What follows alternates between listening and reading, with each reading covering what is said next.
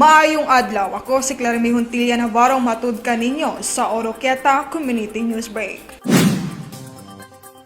Anya ang tubag sa duha ka barangay kapitan sa Barangay Dulipos Baho ug Talairon aron mahatagan sa katinawan ang isyu kalabot sa dalan sa Purok 6 Talairon nining Dakbayan. Anya ang report.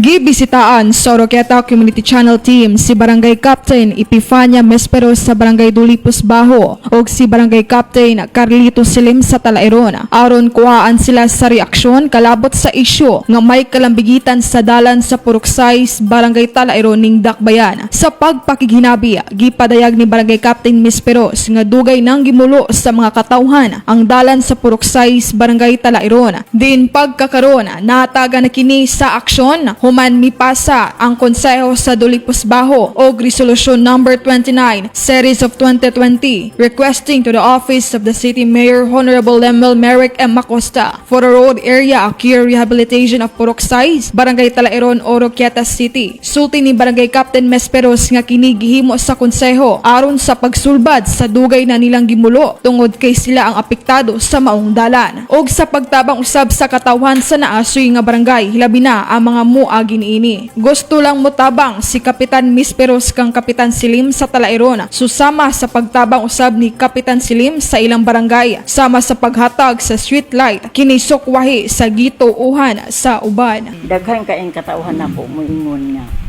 kapasa man kay maayo og ikaw nalay mo pass og resolusyon. Okay. So akong gidala sa among council pag sesyon namo okay man sila nga oh may pa kitay mo pass og resolusyon.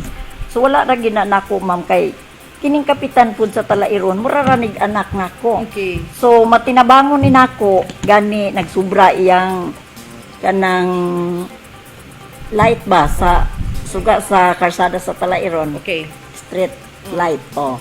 Gihatagan man gani pug kunya. So isip pud kapitan ma'am parihamig mga kuan.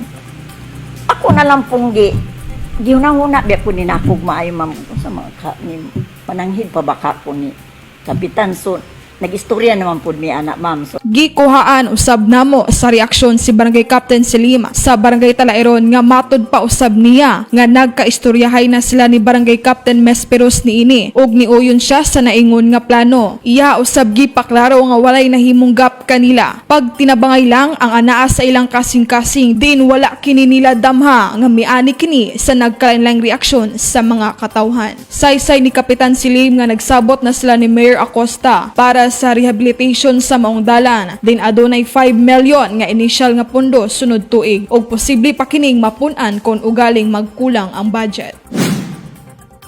Og mao kadtuang naglangkob sa atong Oroquieta Community News Break. Sa ngalan sa kinatibuk ang puwersa sa Oroquieta Community Channel, ako si Clarime Huntilla Navarro, daghang salamat.